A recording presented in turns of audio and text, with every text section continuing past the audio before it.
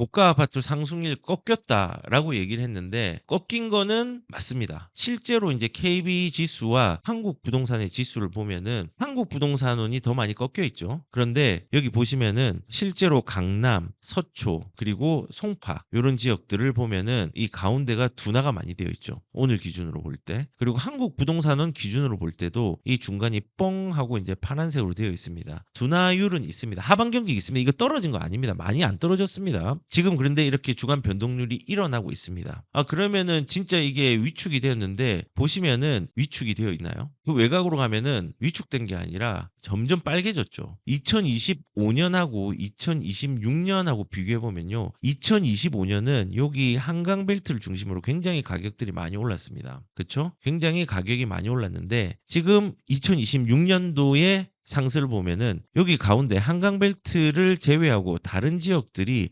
빨갛게 물들어 있죠. 확산이 된 겁니다. 확산이. 지금 이 시기입니다. 제가 자주 얘기했지만 수요가 이동한 시기입니다. 그러면은 고가 주택은 떨어졌고 사람들이 얘기하기를 이 고가 주택의 둔화가 일어나는 것처럼 언론에서 나오니까는 그럼 집값이 안정화되었느냐? 아니요. 안정화가 안 됐습니다. 왜냐하면은 커진 거거든요.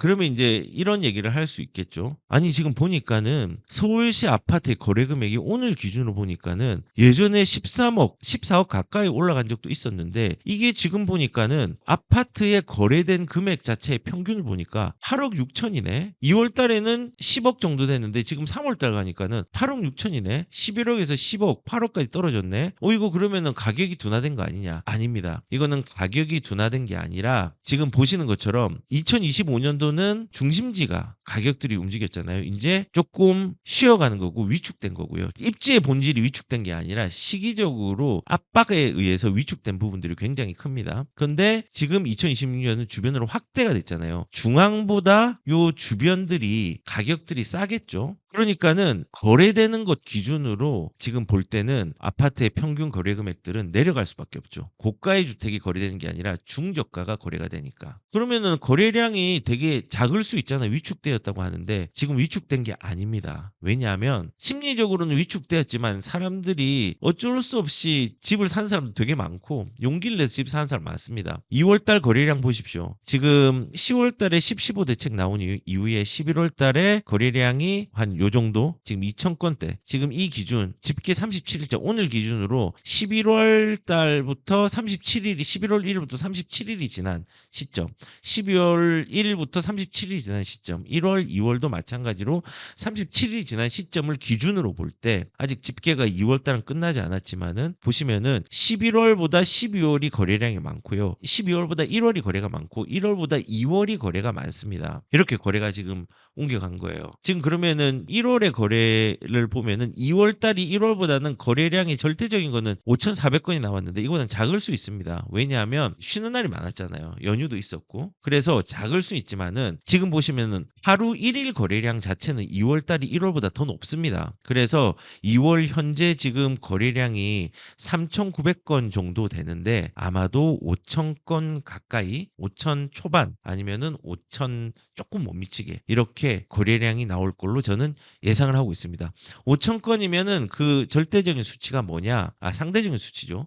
서울에서 평균적으로 나오는 거래량입니다. 이런 규제가 있는데 5,000건이 나왔습니다. 그러면은 우리가 이제 생각을 할 수 있겠죠. 고가 주택이 조금은 위축이 되었다. 지금 시장 상황입니다. 그런데 2026년도를 계산해 보니까는 2025년도에 지금 위축된 지역들은 조금은 쉼이 있다. 입지 가치의 본질이 떨어진 건 아니에요. 그러면 주변으로 펼쳐졌다. 주변으로 확산되는 거를 알 수 있는 거는 매매 거래 금액 대금 평균을 보면은 8억 6천이에요. 그리고 거래가 심리적으로 위축이 됐지만은 위축이 덜 됐다는 증거가 뭐냐면은 2월 달에 하루 거래량들이 1월보다 더 높다는 겁니다. 그래서 지금은 매매 가격은 내려갔는데 거래가 많다는 거는 중하급지의 거래가 활발하다는 겁니다. 집값이 안정 안정화되는 것처럼 보이는 신문의 기사는요. 고가의 위축 때문에 그렇게 보일 수 있고요. 정부 입장에서 안정화입니다. 그리고 집값이 안정화되지 못했다고 저는 정부 입장에서 말하는 안정화되지 못한 부분이 있다고 생각하는 거는 중저가의 수요들이 이동해서 그쪽에서 거래가 일어나고 있다는 겁니다. 그래서 시장의 상황들이 움직이고 있는데 그러면은 사람들이 이제 이런 얘기를 할 수 있잖아요. 아니야. 근데 매물이 굉장히 많이 늘었어.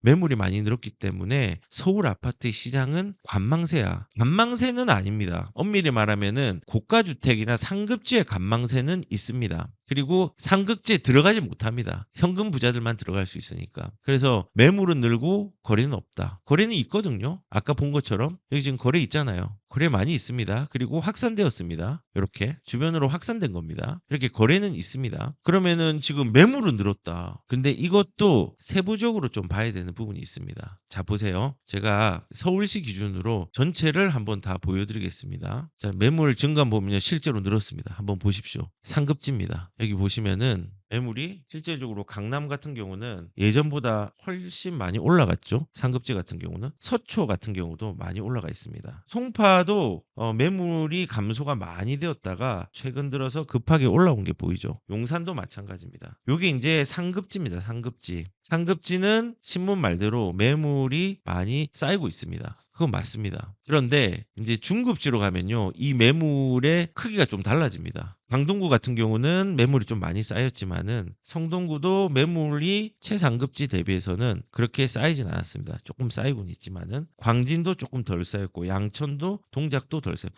절대적으로 보면은 지금 매물이 쌓인 게 아닙니다. 중급지, 중상급지 같은 경우는. 그렇죠? 그리고 중하급지 같은 경우는 중구를 제외하고는 중구는 어차피 물량이 조금 작은 부분이라서 영등포 보면요. 매물이 그렇게 많지가 않습니다. 절대적으로 볼 때. 많이 내려 있죠. 종로구 같은 경우도 절대적으로 볼 때 많이 쌓인 게 아닙니다. 서대문 굉장히 매물이 작게 쌓여 있는 겁니다. 절대적으로 볼 때 여기잖아요. 여기 동대문도 마찬가지고 매물이 많이 쌓인 게 아닙니다. 중하급지는. 그리고 하급지 정도 보면은 성북구가 지금 가격 상승률이 높습니다. 관악구도 높죠. 근데 매물은 절대적으로 볼 때 많은 거 아닙니다. 강서구도 마찬가지입니다. 구로구도 마찬가지고 은평도 마찬가지고 노원도 마찬가지고 아니 이거 쌓이는 거 맞지 않느냐? 제가 아까 보여드렸죠. 여기에 매물 쌓임이 있는 곳은 강남, 서초, 송파, 용산 요쪽에 비해서는 절대적으로 다른 지역들은 매물이 많이 쌓인 게 아닙니다. 강남은 예전에 9천 그 이상으로 훌쩍 넘어갔잖아요. 그러니까는 여기 같은 경우는 이제 그런 거죠. 대출이 어렵잖아요. 그다음에 가격 상승이 많이 일어났잖아요. 그리고 정부에서 압박을 하잖아요. 그러니까는 위축될 수밖에 없죠. 근데 여기 보시면은 이런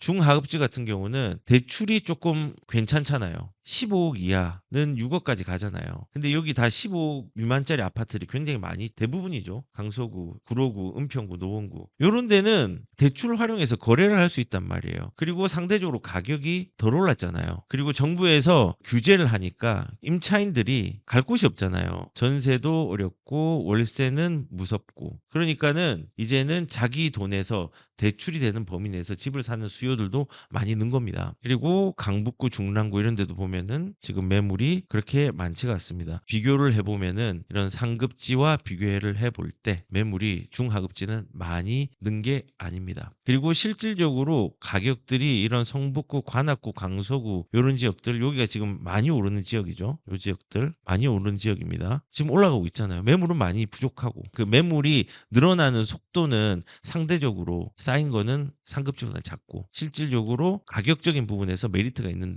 아파트들, 지역들은 지금 가격들이 움직이고 있습니다. 구로도 움직이고 있고요. 은평도 움직이고 노원도 움직이고 다 움직이고 있어요. 지금 아까 보신 바와 같이 이런 식으로 움직임들이 큽니다. 성북구 여기 성북구잖아요. 그리고 강서구잖아요. 강서구 이런 데 많이 움직이고 있죠. 그리고 이렇게 지금 보시면은 빨갛잖아요. 많이 오르죠. 여기 서대문이고 하급지들이 이제 굉장히 이제 크게 움직이고 있다라는 겁니다. 그래서 지금 매물이 늘었는데 실제 상황은 어떠냐? 입지적으로 물건적으로 보면요. 고가 그다음에 대형 고가 대형, 그다음에 고가 포함 다주택자들의 매물이 출현을 하고 있다. 일부는 좀 위축되어서. 하지만 가격들은 심하게 떨어진 게 아니다. 그리고 중하급지에 있는 물건들을 중저가, 중소형 매물 감소하고 있다. 매물의 증감으로 따지면은. 가격적으로 보면은 15억 미만의 아파트 약진이 굉장히 세고 특히 10억 미만짜리도 약진들이 셉니다. 그리고 12억 이상의 아파트의 약진들은 조금 둔화되고 있습니다. 거래가 좀 어려우니까. 왜냐하면 15억 이하는 최대 6억까지 대출이 가능하죠. 15억 이하는요. 그리고 15억 초과에서 25억까지, 15억에서 25억까지는 최대 4억까지 대출이 가능하죠. 그다음에 25억 이상은 2억. 이제 이렇게 되는 겁니다. 그러니까 일단은 지금 이제 대출이 되는 물건에 대해서는 가격적으로는 메리트가 있기 때문에 이렇게 계약할게요. 15억 넘기 전에 대출이 안 되니까 대출이 되는 물건들로 몰리고 있는 거죠. 그리고 지금 외곽의 약진들이 괜찮습니다. 그리고 가격 싼 물건들의 약진들이 큽니다. 그리고 소형 물건들이 큽니다. 예, 실제로 보면은 지금 7억이었던 집이 9억 됐다. 중저가 아파트가 들썩. 하위 20%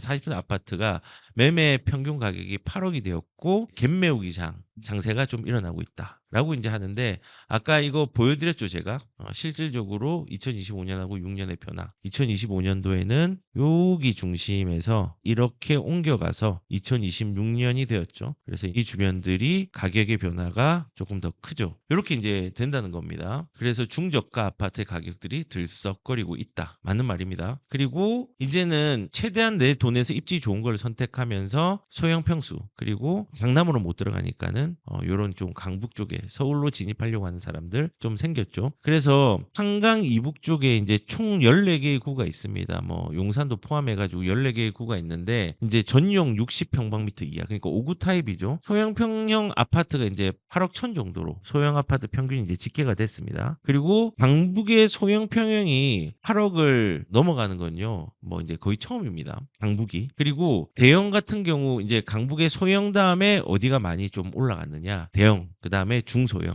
그다음에 중대형. 그 다음에 중형. 상대적으로 이렇게 이제 순서대로 작은 집일수록 조금 더 많이 오른 부분들이 있습니다. 그리고 또 재밌는 거. 강남 불패는 지금은 틀린 말. 입지는 강남 불패 맞습니다. 시기적으로는 지금 거래량도 많이 없고 둔화가 된 부분들이 있으니까 안은 맞죠. 그리고 서울 아파트 신고가가 80%가 비강남이다 라고 얘기를 했습니다. 지금 보시면은 여기서 지금 2025년도에 신고가 상위 거래된 데가 어디냐? 강남구, 서초, 양천, 송파, 마포 이런 식이었습니다. 그런데 2026년이 되니까 어디냐? 영등포구, 송파구, 성북구, 양천구, 성동구 이런 지역들이 아파트 신고가의 상위 지자체로 좀 변동이 일어났다라는 거죠. 이거 다음에 성동구 다음에 어디냐? 5위가 동대문입니다. 동대문. 그리고 6위가 강동구고 이제 7위가 강서구입니다. 2026년도 2월 기준으로 볼 때는. 그래서 지금 제가 이제 얘기를 드리고 싶은 거는 자주 말씀을 드렸지만요. 지금은요. 수요가 이동한 시기지 집값이 떨어진 시기가 아닙니다. 그리고 지금의 시장은요. 강압적으로 심리가 눌려진 시장이지 떨어진 시기가 아닙니다. 이게 이제 좀 중요한 건데 그런 거 있잖아요. 우리가 사람이 관심이 없어가지고 집을 안 사는 것과 관심은 있고 집은 사고 싶은데 집을 못 사는 거 이게 억제된 거죠. 이건 진짜 관심이 없어진 거고 이 두 개의 차이 굉장히 큽니다. 지금은 집이 관심이 없어서 집값이 안 오르는 시기가 있고 관심은 있는데 집을 못 사는 시기가 있어요. 안 사는 것과 못 사는 것이 있거든요. 지금은 안 사는 게 아니라 못 사는 겁니다. 사고 싶어도. 지금 이 시기란 말이에요. 억제가 되어가지고. 그리고 방금 말한 것처럼 수요가 이동한 시기지 집값이 떨어진 시기가 아닙니다. 그리고 심리가 눌린 시장이지 떨어진 시기가 아닙니다. 그리고 안 사는 시장이 아니라 못 사는 시장입니다. 이 못 사는 시장은 뭘 만들죠? 제가 말씀드렸는데 적체가 됩니다. 누적 수요가 계속 생기는 거예요. 이게 시간이 계속 흐르면은 어떻게 될까요? 이게 가격으로 폭발하는 경우가 되게 많습니다. 조심해야 되는 거죠. 이게 부작용이에요. 이게 부작용. 그래서 지금은 이런 시기다. 그래서 지금 만약에 이제 집을 사고 싶은 분들이 있으시면은 내 재정에 맞게 사는 게 제일 중요합니다. 그리고 돈이 하나도 없는데 억지로 사면 안 되지만 종잣돈이 필요하겠죠. 만약에 긴 안목을 산다면은 지금은 타이밍상 진일보하는 발전에 대한 가능성들이 큰 지역들에 좀 눈여겨보면서 가는 게 좋습니다.